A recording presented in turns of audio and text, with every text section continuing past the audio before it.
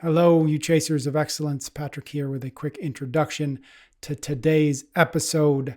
I'm very excited to let you know that Ben has a new book out. It's called Unlocking Potential. It is about how leaders can get the most out of their team. In this episode, we're going to talk about some of the big ideas inside of the book. And next week, we're going to be joined by Ben's co-writer, Christine, to talk a little bit more about the process. Depending on when you tune into this episode and a little bit on the vagaries of publishing things on the internet, you may have to wait a day or two or three before you can actually get the book on Amazon, but it is coming if it is not yet out. Again, it's called Unlocking Potential. Check it out, read it, let us know what you think.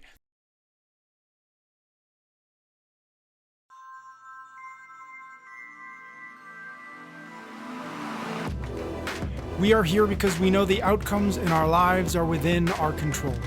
That taking absolute ownership of how we eat, sleep, train, think, and connect with each other is how we'll optimize our health and happiness. That chasing excellence is how we grab hold of what is possible. Our mission is to live on the run, always chasing, never stopping. Hello, and welcome back to another episode of Chasing Excellence. How you doing, Ben? I'm doing great. Thanks, Patrick. How are you doing?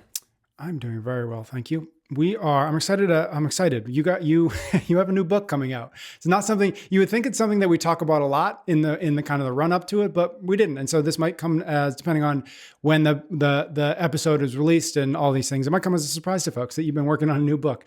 And so in this episode and then in the next episode, we're going to break down the book a little bit, talk about why that book.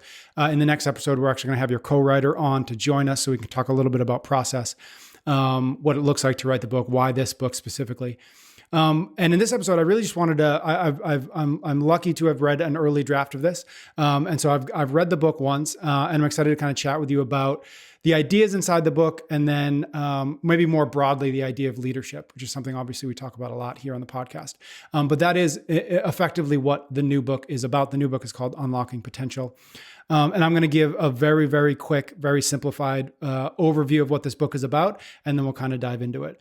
And so the argument you're making in the book is that the goal, the job, the aim of all leaders should be to figure out how to create group flow within the team that they are leading, right? And whether that's business, as you talk about a lot in the book, but also as you've alluded to, lots of times that could be athletes if you're a coach, that could even be family, which might be kind of an interesting place for us to explore, like where and how that comes in.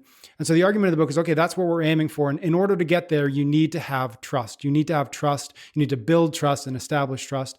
In order to get there, you've got to have this idea that you call same pageness, which I really like. And maybe we can unpack a little bit because it's kind of a coined term as far as I can tell. And in order to get to that idea of same pageness, you've got to be able to optimize culture, vision, and execution. And those last three, I think listeners will at least recognize as things we've talked about before. But it is where I want to kind of dive into this conversation, this idea of building culture, establishing vision, and then executing on all of those things. One of the things that was really interesting to me in the book is that you use examples, unsurprisingly, from CrossFit New England and CompTrain to sort of not only talk about these ideas, but maybe more interestingly, talk about how you got these ideas wrong for a long time before you figured out how to get them at least more right? I think we can both admit to, like, everything's always a work in progress and we're evolving it. But talk to me a little bit about some of the mistakes that you started to mine and explore and try to unpack so that you could figure out, okay, like, why did I get that wrong and how did I start getting it right? That's a pretty good synopsis. Yeah. So, all right. So, for sure, I've gotten it more wrong than I have right, which kind of makes it weird. Like, why is he writing a book about leadership when he's messed up so many times? I'm for sure not a born leader.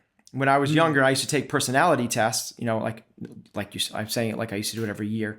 But when you would every 5 years, 10 years, you would take a personality test, it would come across as I was a very strong follower. And for that reason, I thought I was going to end up like in the military, not because I wanted to climb the ranks, because I love the aspect of just like, tell me what to do and I'll go do it. I have a fairly high level of discipline. So if you tell me to do something, I'm good at doing it.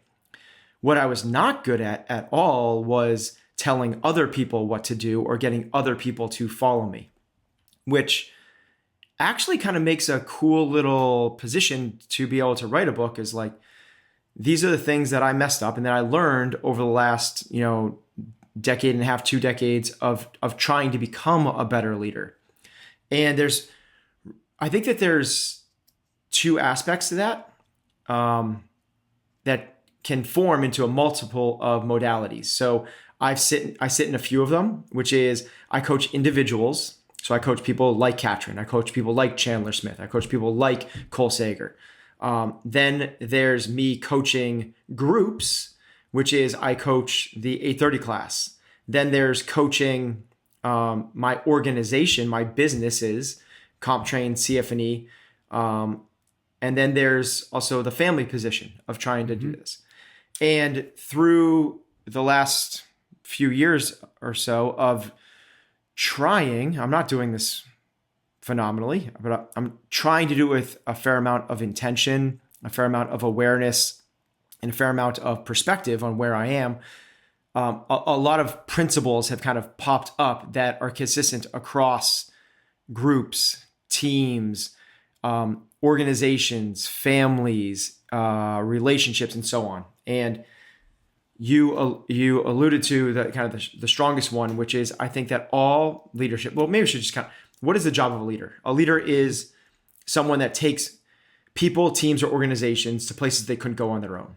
Plain and simple. Some people do it through intimidation, like Bobby Knight or a drill sergeant. Other people do it through incredible connection, like more like a Pete Carroll would, or and then other people do it with a combination of or other avenues. But that's really what the job of a leader is to get people to places they couldn't go on by themselves.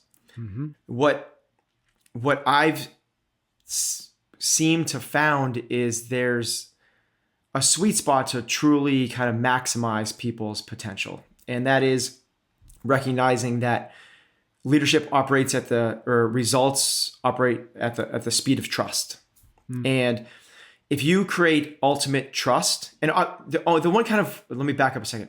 The one thing that is unsaid, but kind of like is understood, is leaders have to have some domain expertise. So you can build up all the trust in the world, but if you don't know how to, like the X's and O's of football, you're not going to have a great football team. Now you might perform pretty well. And this was kind of, John Wooden's whole thing. He's like, I'm not the best X's and O's guys, but I can get the most out of my players. So that's Ted Lasso, man. Yeah, exactly. Ted Lasso, the football coach coaching English Premier League soccer. Yeah. So case in point. But the Ted Lasso thing is actually a really good parallel to what we're talking about here. Is you can get a lot out of your athletes, and I believe a lot more out of your athletes if you create this, call it group flow state. Like if you get everyone in your team in the zone, humming, like going on all cylinders. The goal, whether you're talking about an individual or a team, is to minimize this distracted state that most of us live in. And most of us are living not in the present moment. And we talk about this a lot on this podcast. But there's one part of distractions, which is like you're trying to do work and someone's knocking on the door and be like, "Hey, Patrick," your kids are like tugging at your pant legs, or you're trying to any sort of normal distraction we normally associate with. But there's another, which is this voice in our heads. That voice in your head is a distraction most of the time, because what that voice in your head does is it's either trying to have, let me get a little esoteric for a second, a little meta. That voice in your head is trying to confirm your identity. And it does that through the prism of your past experiences, and it's looking for confirmations. And what happens is in a sporting environment, it's like, see, you're not good at this. They worked harder than you. You're not ready to compete here. This is going to be so hard. You're not quite at that level. Or opposite, which is like, you're going to crush the overconfidence. Yeah. And there's so many different, like, there's these self-fulfilling prophecies that your voice in your head is telling you. It's what we've talked about before, is can you turn that voice into a coach, your biggest supporter and hero, not a critic? Mm-hmm. What that voice also is doing is trying to predict the future. In sporting events, it goes, you don't get a call that you want to go your way. And it goes on this tangent of like, oh my God, now I'm going to lose this game. Now, if I lose this game, what is my wife and my friends, my spouse and my teammates going to think of me? And is that going to have effect on my performance next year, my career? And am I a failure? And you spin out of control when what you really need is all of your attention on this present moment. You need everything focused on the here and now in this time and space. And that's hard to do. And the crazy thing is, the harder you try, the more elusive it becomes. So what we need to do is create this flow state. And we've talked about, we had a great podcast with Stephen Kotler about flow. And it's harder to do with organizations than it is with individuals, because individuals kind of tap into it by mistake. Very, very rarely can teams tap into it by mistake. So the job of the leader then becomes, can we create with as much intention purposeful environments that can lead to group flow? Now, the number one prerequisite for that is that the team trusts each other. They trust who they are, what they stand for. They trust that they're a part of that organization. They trust that they're important inside of that organization. They trust that the vision set out is in line with where they want to go, and that what they're doing is in alignment with that. And that they trust that the leader has the capability and the care to get them to where they want to go. Now, that's a lot. That's a lot. Now, we could sum that whole thing up into what you said, which is something that we've kind of coined, which is same pageness. Can we get on the same page on all those things? And to me, that's really what the job of a leader is in a group environment, is can you create the culture, this place where people feel an immense sense of belonging because they know what the group stands for, their values, the mission, the purpose behind what they're chasing. Can you create this vision of what the organization is doing and trying to accomplish? Because if we're starting a gym together and your goal is to open up 30 locations across the country, and mine is to have a super high level concierge gym of only 30 members with valet parking and all the rest, no matter how driven we that divergence of vision is going to be really, so the leader's job is constantly communicating a really engaging vision. And then from there is it really ultimately comes down to, if we're looking for extraordinary results, the execution of said task. And that's holding people to standards, growing, grooming, and improving people's and organizations, making sure that the trajectory is in line with where we're going and that there's no potholes along the way. And that's a little bit different than what we would do with an individual. Because an individual, the culture, there isn't a culture. It's a one-to-one relationship. Yep. So similar to that is the vision doesn't matter as much in the execution. It just doesn't, for individuals, if we operate at the speed of trust, the trust on an individual basis is a little bit different. It is consistency, which means trust. Think about what trust is. I know that, I know I can count on this. So simple things. If you and your family have dinner every single night at 6 o'clock, that brings a certain level of trust, because now you know what you could be doing at 5:25, and and you can be more productive with your life because you know you could start a project at 5:25 because you're not eating until 6 o'clock. But if you eat at 6 o'clock one night, then you eat at another time, another night, another time, there's a lack of trust and you lack productivity. But similarly, it doesn't have to be positives. It could be negatives, which is if you are in a relationship with somebody that is, a substance abuse or something, there's still a consistency there, but you understand, you start to learn how to trust certain triggers and behaviors. That brings trust. Same thing if you're working on Bobby Knight's team. You understand that if you do something, he's going to go off the handle and throw a chair across the floor. That's a level of trust. Now, it's not a level of trust I would seek, which is why the next one matters to me. After consistency, you have to show you care. And it's a saying that no one cares how much you know until they know how much you care. if you show that like you are a valued person to me, I want you to be better than I am. Your growth is more important than my growth. It's all about, that's a massive thing.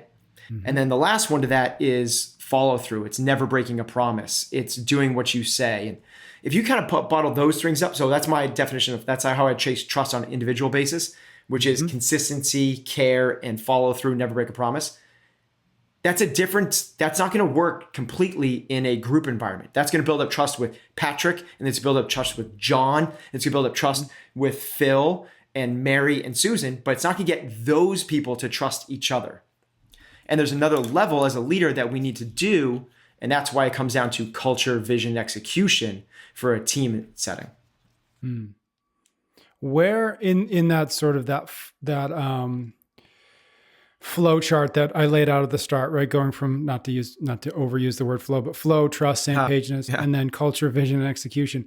Where do you recommend folks start thinking about it so that they can construct the entire thing, the entire building? Is it execution? Is it right? Is it the culture? Like, how do you said this at the start, like I'm trying to do this with as much intention as possible. Yeah. Where do you start so that you don't get overwhelmed, or so that you don't, I'm going to focus on trust when actually you've got to go 4 steps back and focus on, this thing. Yeah. So, it's for sure, it's culture, because the saying is, Peter Drucker, culture will eat strategy for breakfast. The best strategy in the world, the best execution, the best go-getters, the hardest workers, all of that, without the right culture. So culture is going to happen regardless of whether you're intentional with it or not. The analogy we use in the book is culture is like a jungle, and it's going to grow. Now, if you are intentional with it, you can grow a garden, and you can grow it the way you want it to grow. You grow the crops that you want it to grow. So the biggest part of that is being super intentional with the culture you're trying to create. And we lay out a bunch of things that we've talked about on this podcast before in terms of how to do that from a people perspective. And that's really what culture is. It's just the sum of the people, and it's the rituals and the habits and the routines and the values and what you instill. And the things that are important to us in our culture is that people work incredibly hard, that people have a high level of humility, meaning they put team first and they are looking for growth, not validation of where they are, and they want and seek feedback, and that they are happy, that they are people smart, that they don't complain. So we are super intentional with that through all of our people processes, through the hiring process, through the review process, through the firing process. We lay that out in the book step by step of the process, and we give exactly what we use for those processes to be super intentional with it. I think what most people do is they create some core values, they create a mission statement, and they go, okay, put it up on the wall, and that's who we are. We have high integrity. We're customer service focused, and we are a fun working environment. And then it leaves it on the coffee mugs, on the posters, in the operations manual, and they never actually operationalize it. They never bring it to life. So then they don't get the culture they set out for. And then it's just going to manifest into something else. And if you are really intentional, I'm like, it's really intentional. You have to do this over and over at every single opportunity you can. If you can create the culture, you can kind of, I don't want to say do whatever you want, because the other stuff certainly matters, but at least you're, it's almost like you create a, like a bonus to every single day, every single interaction, every single decision.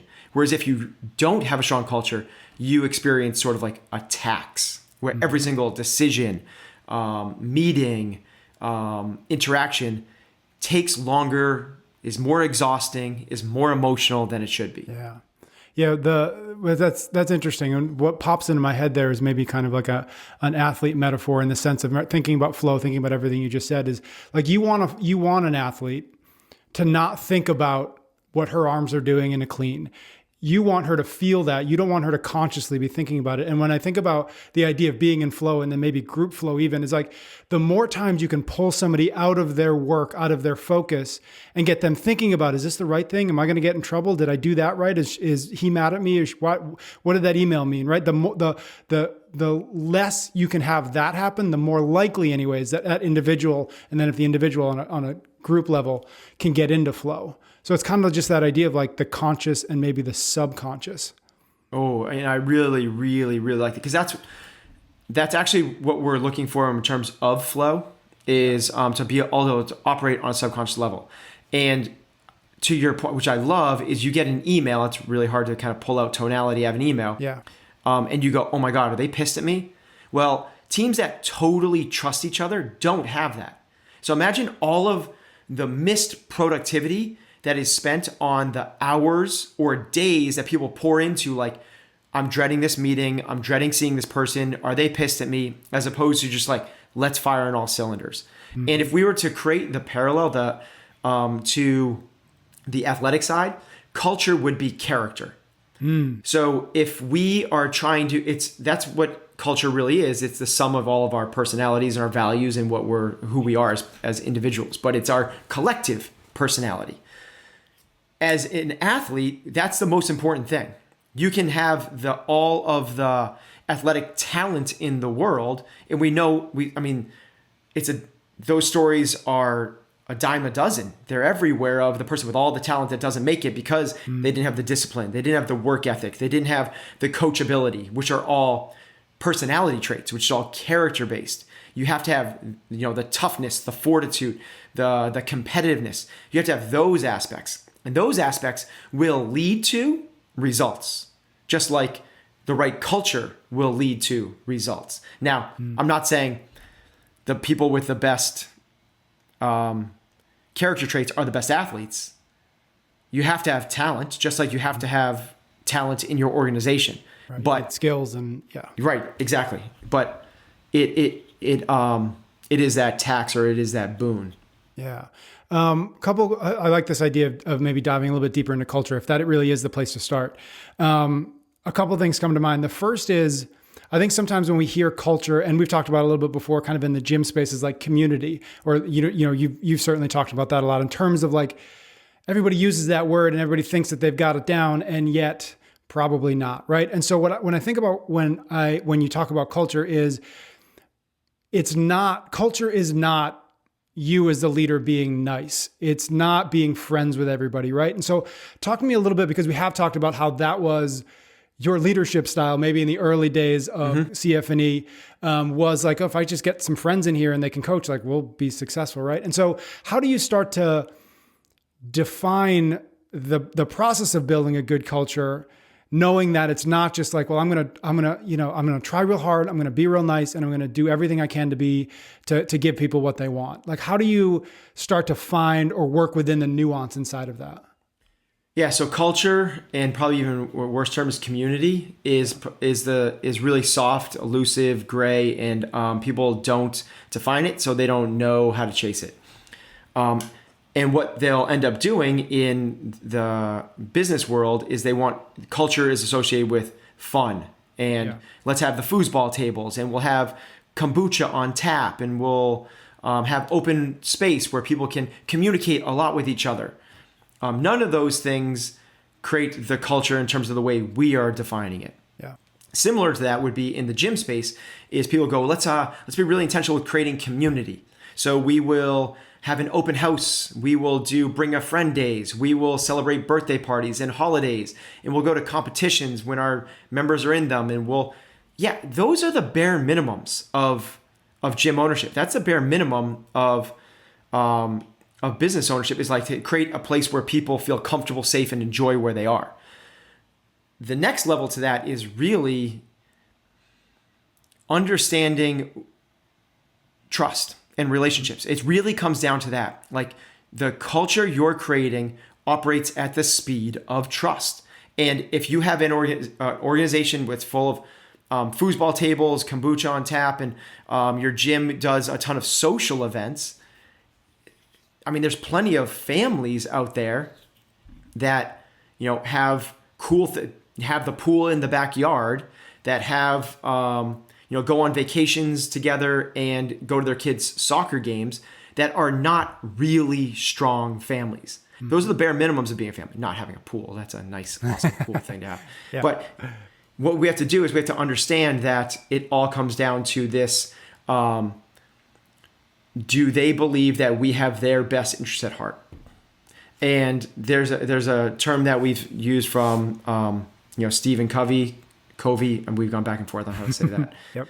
Which it boils down to that, that emotional bank account, and understanding this is where culture comes from. If you are creating a place where people feel like you truly care about them a ton, and it's kind of that aggregation of marginal gains. There's not one moment that people flip and go, oh, okay. It's like love, right? You can't, it's going to take time and time and time and time of these tiny little drips for someone to go like, yep, okay, like this is worth listening. This is worth investing into. This is worth working hard for this person.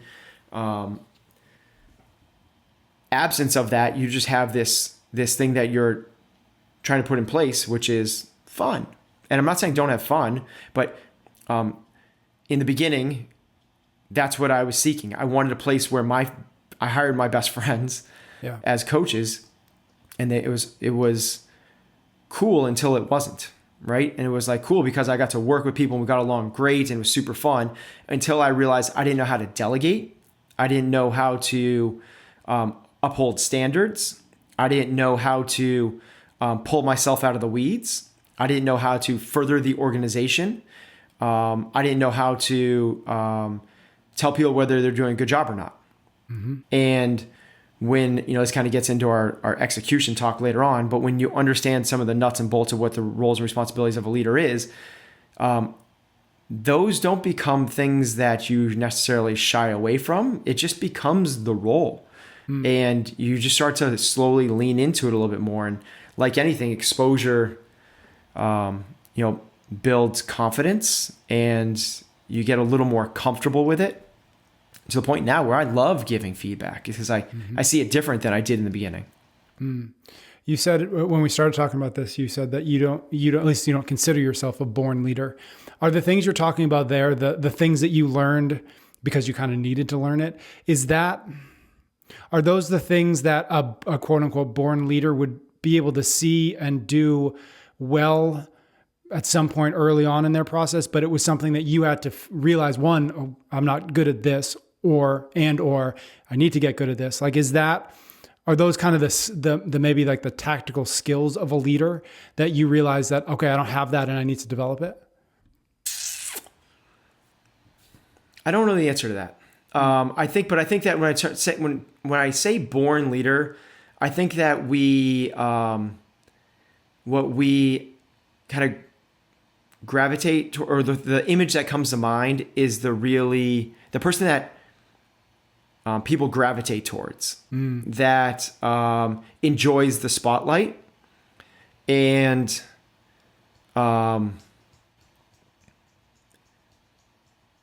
that, right? And I'm neither of those two things. So I think that one of the advantages I had early on when I found this, as opposed to what I was doing in my earlier career, was just the passion I had towards it. Mm-hmm. And my passion,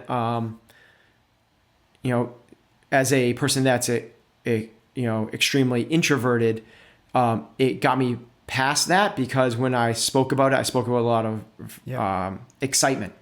And people can be drawn towards excitement because of the belief system that's behind it. Then from there, because of my passion towards it, I gained more industry-specific knowledge that I could then give back. And now you have this kind of twofold, where there's a lot of passion and some knowledge behind it. Mm-hmm. And that's kind of the only place that I kind of had a head start in leadership in this career, was those two things. Mm-hmm. Everything else had to be worked for, like everything else, from understanding, like really, I can remember exactly where I was in my office with my two my only two coaches at the time. They're both very, very good friends, Matt Frankel and Mel Lockerbie. And I can remember being in my office and going through the roles and responsibilities of the business. I finally figured out what that meant. I had no idea how to run a business. Yep. Create an organizational flow chart, and I'm putting names in boxes of people that are responsible for what, and putting the roles and responsibilities for each of these roles. And I'm putting my name in every box. And these are full-time employees. I'm like, holy crap, I haven't delegated or taught or led, or I'm doing such a crappy job of this. And I know it because in my head, I'm going, you have to get these people to do more. And I'm going like, I don't know how to do that. I don't know how to tell my friends to do something. Yeah. And it took a lot of work to be able to get to the position where I felt more comfortable with that. Now 17 years later, it feels really different. I'm not where I want to be yet by a long shot, but I'm proud of the growth over the journey. Curious when, I think about that, I think about, we've talked about that before in terms of like, your early days as a leader. And I wonder now with the experience that you have, if you had to put a percentage, and I know it's impossible, but just for the sake of conversation, if you were to say, okay, when you want to get, the phrase we always use, like you want to get the right people on the bus, and how much in your experience has it been that it's more important to pick the right people versus get close to the right person and then help that person develop into the person that they need to be for the team? So again, kind of mangled that question, but the idea of like, how much is it for you? Okay, we got to get close to the right person. And then my job as a leader is to help them develop and change and grow versus I just need to make sure I pick the right people. Like I need to make sure that I only bring people in here who are the right people so that I don't have to develop them that much. Before we get to the percentage, I think we have to define what right people means. Because what I used to do was go, great athlete, great coach, great person, let's bring them on. Yep. And I didn't put them through the filter system of, are they going to be the right fit for the culture we're trying to create? And that was the flip. Because just because they're a great person, they're talented. So this is the analogy we use in the book is if you're dating, looking to marry somebody, what you're generally looking for is a great person with a great personality that's good looking. Like that's the fit, right? No, that's not the fit. The fit is, do they have the same value system as you? Because if you find that person, but they don't want kids and you do, if you find that person and they are a part of an animal protection group and a vegan and you're a hunter, like it's not going to work. They are into partying and smoking and you're into clean eating and going to bed. Like it doesn't matter that they're good looking, good personality, and that's not, it's the value system. So the right people are they the right fit for the organization? And when we flipped that, then you can have the conversation, but that's the prerequisite. And that's the filter that we need to kind of work through. Then from there, it depends on the role. If you're going to be placing them into a leadership position where they're going to have decision-making power and be mentoring and guiding other people, you need somebody with the right person needs to have the talent.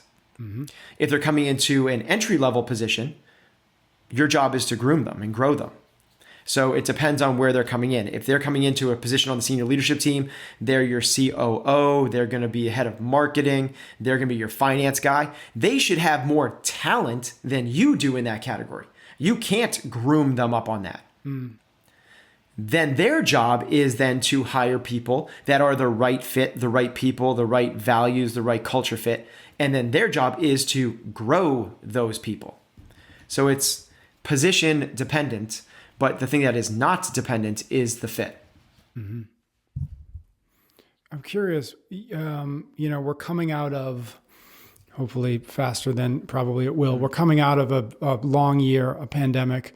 And I know you and I have talked a little bit about some of the challenges that you face just as the leader of CompTrain and CFNE through this period. And I wonder, you were also writing this book through at least part of it. So I wonder how you started thinking about some of these ideas, especially maybe group flow and like the idea of like, okay, well, we're never in the same room together. And we, for at least for a year, for 18 months, obviously, thankfully, we're all kind of coming out of that and we can get back in a room together. But what challenges did you see, did you find, did you have to overcome, again, in pursuit of this idea of this same pageness of building trust? Because it was also, to add even more context to it, like CompTrain's growing really fast. Like you're adding people during this last 18 months. Mm-hmm. So they're not coming in like, a couple of the core comp trainers, right? I think about Harry and Dan, like they came from CFNE. Like you spent years building trust with with a couple of these folks.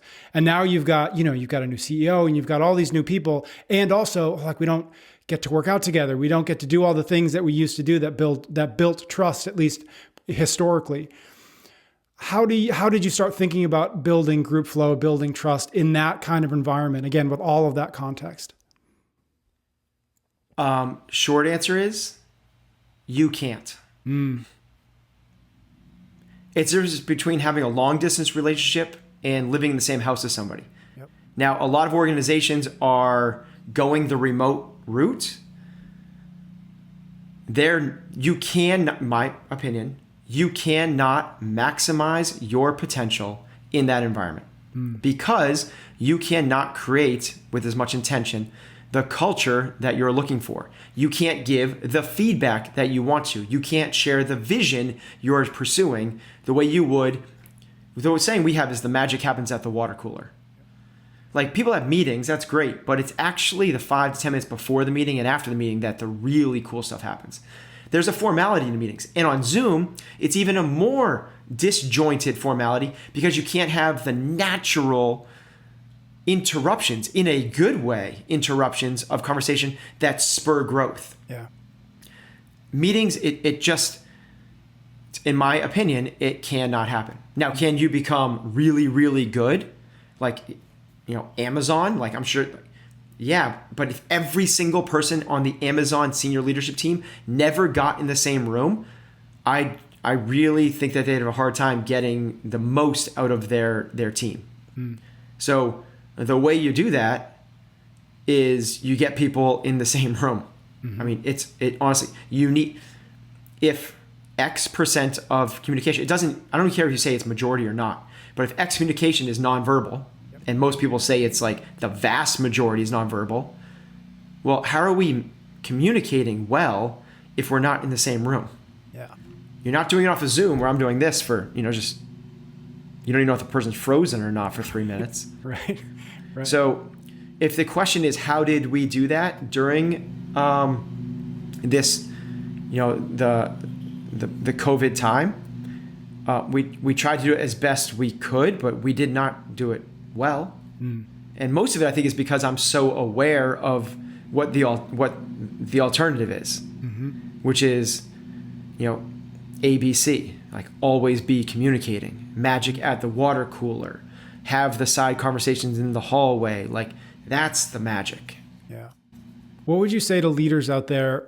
Probably not gym owners, because I think we recognize that has to happen kind of in person, at least to a degree. But there are a lot of leaders out there, right? I think about, I'm not going to remember the stat exactly, but Apple just sent out, Apple sent out a survey to their employees, all thousands of them, to see how many of them wanted to continue having some kind of hybrid, remote ability to continue working. And 90% of them said they would be very disappointed if they weren't able to have that kind of flexibility, the freedom, the autonomy to work at home, work wherever they wanted. 90%. So like that's a big message to the leadership. So obviously we're not talking to Tim Cook, but to the leaders out there who are maybe running businesses and they have 3, 4, 7, 10 people who have gotten at least accustomed to, maybe it's not great, maybe it's not perfect, It could always be better, but have gotten accustomed to that kind of freedom or flexibility. And now they're like, okay, and how do I start getting us back into the same place so that, right, I buy into this idea, I buy in that the magic happens at the water cooler. Any advice for them to start making the case for why it's actually important that we all get together regularly? Like, here's what we're trying to do, and this is why I need you back here. Are you operating a bunch of silos, like to the point where it's an individual in each silo? Or are you a team? Is your organization a team where one person's actions impact and affect another person's? And if it's a team, I think we should borrow from some of the highest performing teams in the world, whether that's sports, military, you pick it. But I don't know of many special forces teams that have their warriors train individually and never get together to figure out how they should best execute together as a team. Seems strange to me that, pick the Tampa Bay Lightning, who just won the Stanley Cup. I don't think they have their athletes, training on the ice individually. Yep. They bring them together as a team because they're a team. And I could argue that they compete as a team. Yeah, your organization competes as a team. Now, would the employees prefer the autonomy to be at home and not commute? Yes. Shocker. Yeah. Okay.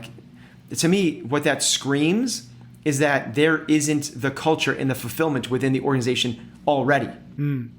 Because if you were to ask any other super high-performing team with an amazing culture, organization, team, business, whatever it is, with an amazing culture, would you rather stay at home or at work? I think most of them would go, I want to be at work. When we ask the same thing to our employees, and they're like, I can't wait to be back at home at work. We want to be at work. Yeah. Now, I'm not saying that we're better than Apple or anything like that. Apple's better than us. They are. They have better leadership than me. They have better, but because they're doing it, and you said it, is they could be doing it better. Well, if they could be doing it better, why are we not chasing better? Now, in terms of cost of employment, if we're looking for maximize profit, it's really expensive to have office space. Yeah. Really, really expensive. And to keep it renovated so you have good enough bathrooms, and your bathrooms are stocked, and there's food and snacks, and you're air conditioning it, and that's expensive. And you have to pay for people to live you have to pay people compensation to be able to live in cities, because otherwise they have to commute too far, and there's not enough population to draw from a talent pool. So yes, you can require higher talent. It's cheaper cost of labor to be remote. So from all the metrics standpoint, remote makes sense. Well, are we playing the finite game or the infinite game? Are we trying to maximize profitability for this quarter, this year, next year? Or are we trying to really, truly find out how great we possibly can become? And if that wasn't an issue, if cost was an issue, I think that we'd be on site. Cool. Starting to wrap this up, because we are going to have another conversation. We're going to bring Christine in, and we can kind of continue some of these ideas. One of the things that I remember when you were telling me about the book, or as you guys were progressing and kind of figuring it out, I think one of the things that really popped out to me, and it's in the book, is just this idea that there was a period, there is still a period, of course, where the community that we operate in, right, whether that's the CrossFit community, people who know know us, know what your work does. There was a reputation that you had that CFNE was the pinnacle. It was this is how you do it, right? We went around the country doing Center of Excellence seminars, right? And so one of the things what's really interesting to me, and I just would love to just kind of hear your thoughts on it, is just the recognition yourself that this book, to do this book the way you guys wanted to do it, was to kind of pull the veil down and to say, no, actually during that period where I was giving seminars, during that period where we were having people come up for the immersion, right? Gym owners come up for the immersion, I was still getting most of it wrong. Not most of it wrong. I was still getting a lot of it wrong. Did that give you any pause? I'm just really curious. Were you excited to unpack that and to pull that down and say oh no, actually, I was still band-aiding and duct taping this thing together? Or was it easy for you to make that, to shine a light on that? I'm still band-aiding and duct taping it together. So I'm still getting it wrong. Yeah. But because of that, I don't want to wait until I'm like, I got it, to share what I've learned. Yep. And that's the way I always felt, because I was making a lot of mistakes, 5-10 years ago, but I had also learned some things. And the things that I had learned along the way, I wanted to share. And the business seminars we did in the beginning, we were talking about the things that we felt we were doing well. Now, that was a very small amount back then. Yeah. And now we might be doing a few more things well. And those are the things that we're trying to help other entrepreneurs with. It's the same thing. If I waited until I felt confident about every aspect of, we wouldn't be doing a podcast. Yeah. Because every day I'm learning new stuff. And I wrote, the book we wrote, Chasing Excellence. If I wrote it today, it wouldn't be the same book. It wouldn't be the same book at all. And I'm imagining that the book we're writing right now, in 10 years, when I look back on it, I would be able to write another book about leadership and how to run small organizations, from all the stuff that we would learn. So, yeah, absolutely. Cool. So, yeah. And but to your point, there was a lot of mistakes we were making, and pulling back the veil on that, and was easy, honestly, because I wanted to share and expose our insides to everybody. But like, we're struggling with the same stuff that most people are. But that's not that. That's every organization, particularly in the entrepreneurial stages. You talk to like some of these, Reid Hoffman, founder of LinkedIn and massively successful venture capitalist.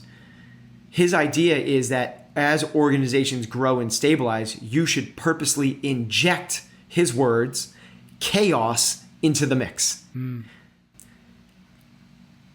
No one's going to do this right. Like, it's parenting. It's like parenting. No one is going to do parenting right. Now, are you doing it with intention, awareness, and perspective, continually trying to grow and improve? If you are, like, you're on the path. And that's what we've tried to do from day one, is this. That's what we mean by chasing excellence. It's not stamp it, we're excellent. Right. Once you stamp it, you're excellent, you're complacent. Yep. So we're constantly looking for that. So for us to go like, we never made a mistake, like, that's not the gist, the vibe of the book. As you read, it's we're kind of sharing a lot of the mistakes we made along the way. Yeah, cool. Love it. All right. As I mentioned at the start, we're going to have a kind of a part 2 to this. We're going to bring Christine in, and that episode will be here, or will drop next week. So thank you, Ben. That was a lot of fun. The book, again, is called Unlocking Potential. Thank you, everybody out there, for listening, for your ratings and reviews. And Ben and I will be back next week with more conversation around this book. So tune in then.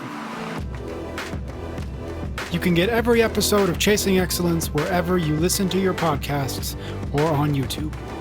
Until next time, thank you for listening.